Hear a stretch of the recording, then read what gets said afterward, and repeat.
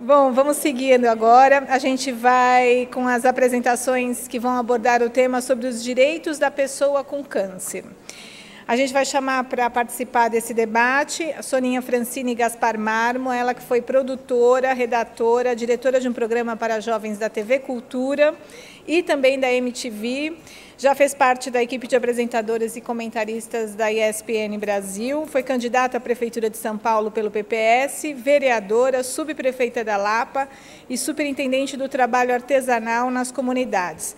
Atualmente, Soninha assina uma coluna na revista mensal Vida Simples.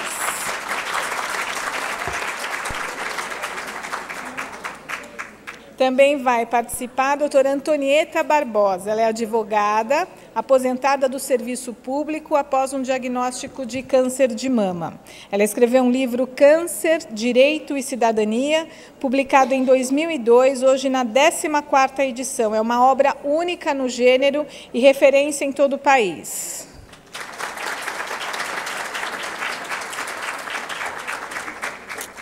A doutora Andréia Carolina Bento é advogada do Departamento Jurídico da Abrale e Abrasta. E, para dar uma palavra conosco também, a doutora Patrícia Fernanda Toledo Barbosa, ela é médica, coordenadora de Vigilância em Serviços Sentinela da Anvisa, e vai falar um pouquinho agora sobre o Programa Nacional de Segurança do Paciente.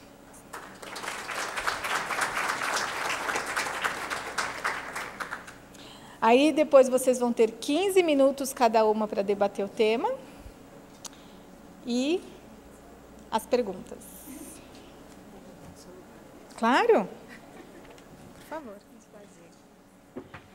Bem, bom dia a todos. Muito obrigada pelo convite, pela oportunidade. Quero agradecer a doutora Andréia, doutor Disseu Raposo, com quem nós fizemos contato. E, na verdade, a minha fala aqui é muito rápida, dentro dessa linha de falar sobre direitos do paciente com câncer. Nós falamos um pouco de acesso agora pela manhã, e, na verdade, nós temos também que evoluir na discussão sobre o direito ao acesso com qualidade.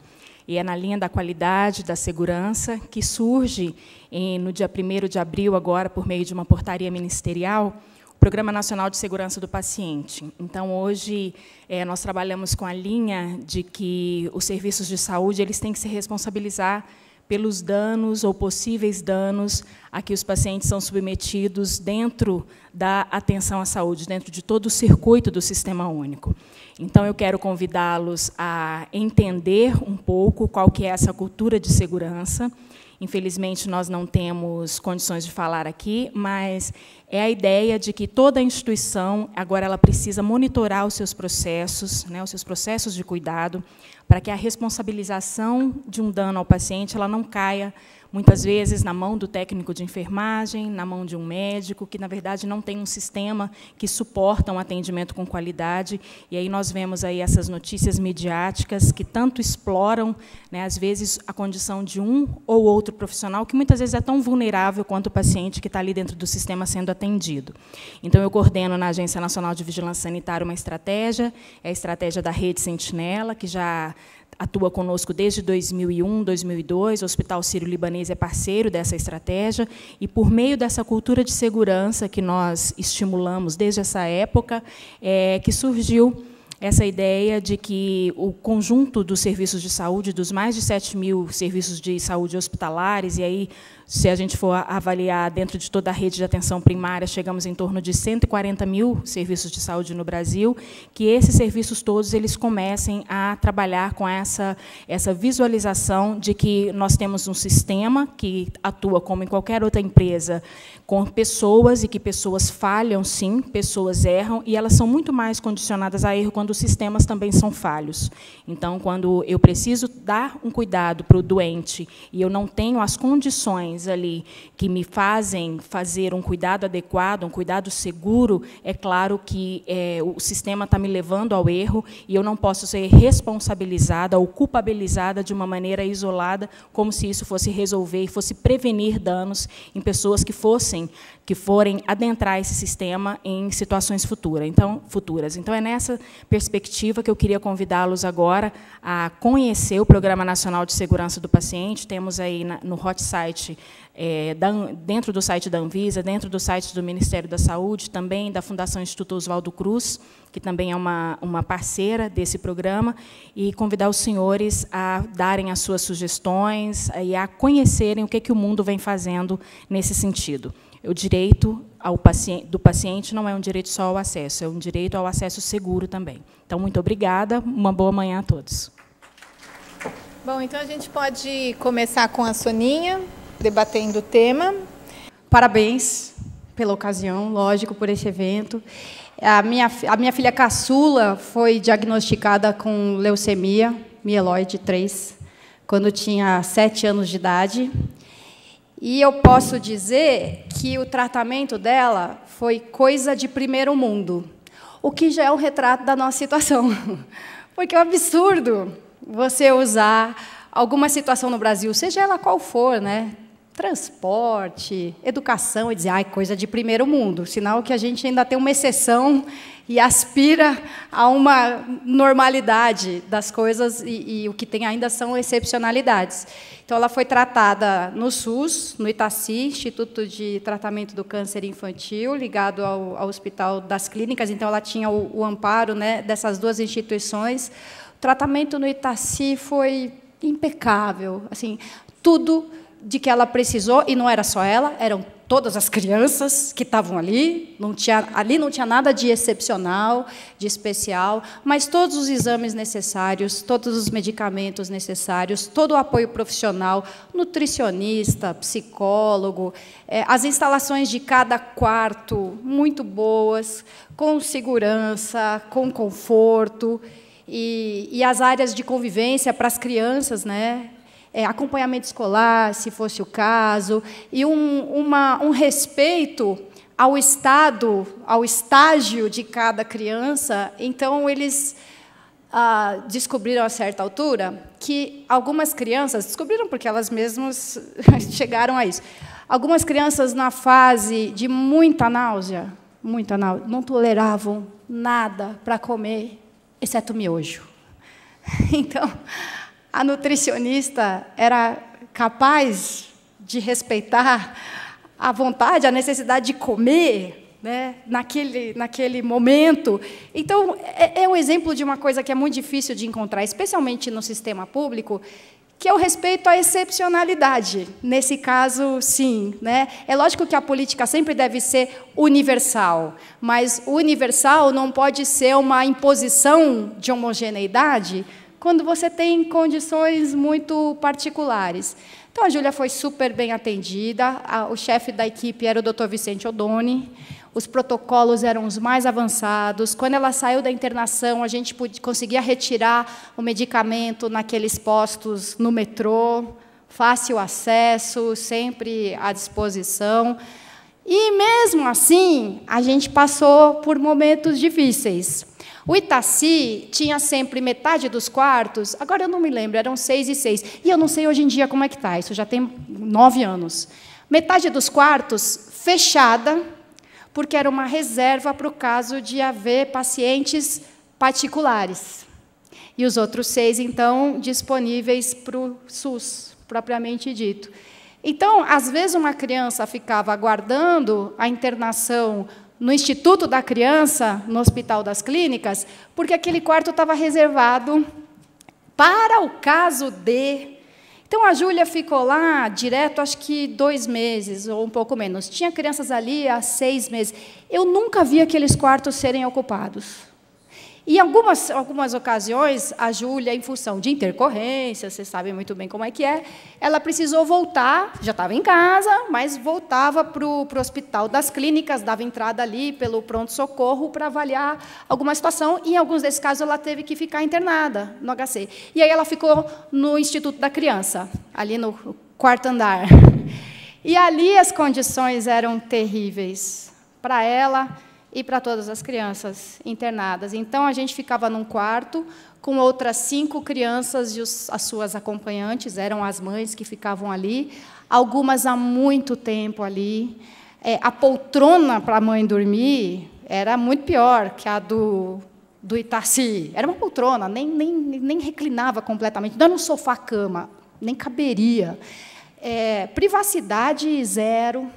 Então, você tinha mães que estavam ali com por uma condição aguda do filho, uma passagem mais breve, e mães que estavam ali com um menino sem reação, depois de um atropelamento, e a mãe estava ali há meses, no mesmo ambiente. Uma mãe muito jovem, inquieta, agitada, uma mãe mais idosa.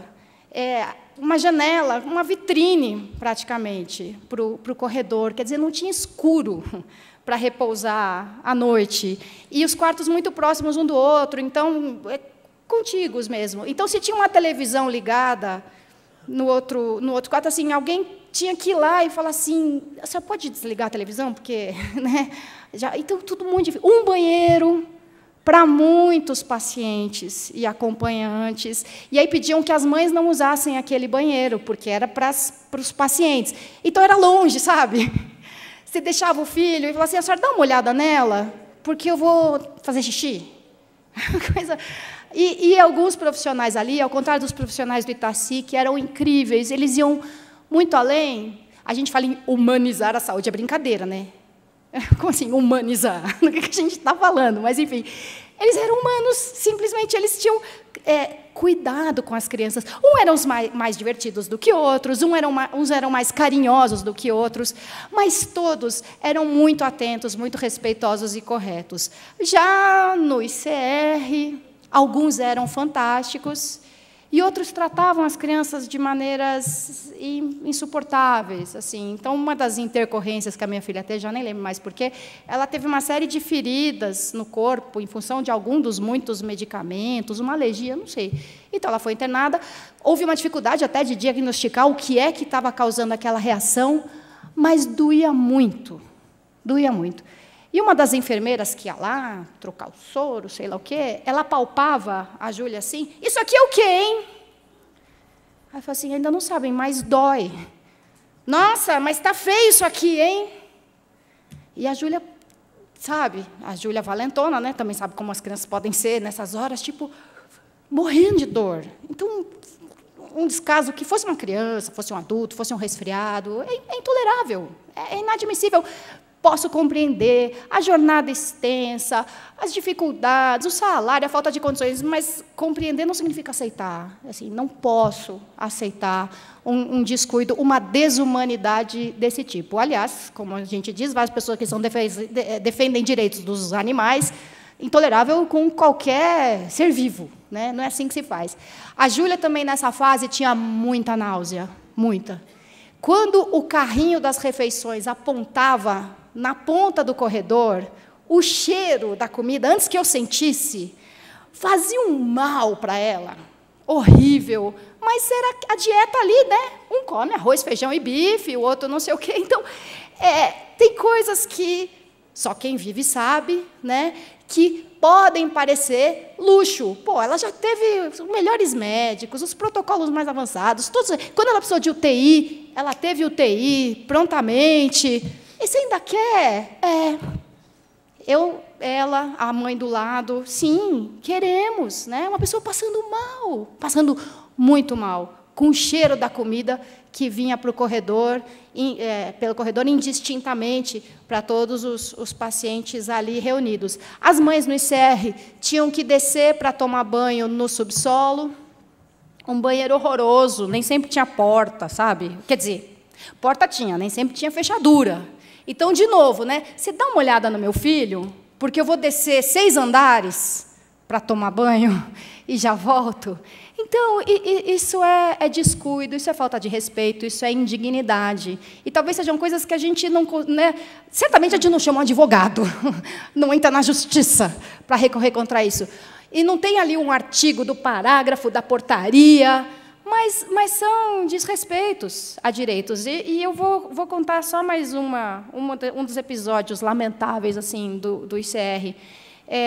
Um dia, a equipe de enfermagem passou distribuindo aventais. Os aventais que são usados pelas pacientes no hospital. Acho que eram de brim, sabe? E aí, distribuindo os aventais e dizendo assim, é para o banho. Tá, mas e a toalha? Não, hoje não tem toalha. Isso é para o banho. E as mães, então, estavam enxugando os filhos, depois do banho, com o avental. Um absurdo completo. Eu fiquei, claro, abismada, revoltada, indignada. E para a equipe era assim, tipo, é o que tem. Aí eu perguntei por quê, pelo amor de Deus, era assim, não, porque está tendo um problema com a contagem da lavanderia, que a gente acha que eles estão afanando umas toalhas, então a gente recolheu tudo que é para fazer a contagem. Então, meu Deus do céu, como é que as pessoas perdem completamente a noção de por que nós estamos ali, né? Os pacientes, os acompanhantes e os próprios profissionais. Aí, o que eu fiz? Escrevi um romance para a ouvidoria. Porque o banheiro, porque o chuveiro, porque a televisão. Escrevi.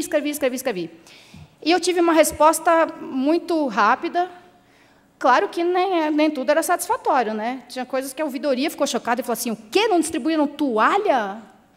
Vamos apurar, porque isso não tem o menor cabimento. Outras coisas exigiam mesmo providências rápidas, mas muitas não eram providências tão rápidas assim, né? Construir mais banheiros e chuveiros e permitir mais privacidade para as pessoas ali, não era coisa que a ouvidoria podia corrigir assim, né? Numa recomendação.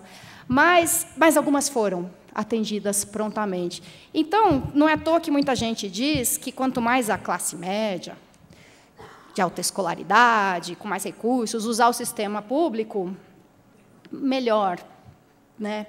Assim, provavelmente, muito provavelmente, melhor será a qualidade do sistema público, porque as mães que estavam ali, elas não têm coragem de reclamar de nada, entendeu? Pô, vou reclamar do quê? Pelo menos eu estou aqui. Não sei quem nem conseguiu chegar aqui, tem os remédios, vou reclamar da enfermeira. Eu não, né? Do médico, da dieta. Então, as pessoas acham que o que elas estão recebendo, assim, está ruim, mas, gente, pelo amor de Deus, podia ser pior ainda.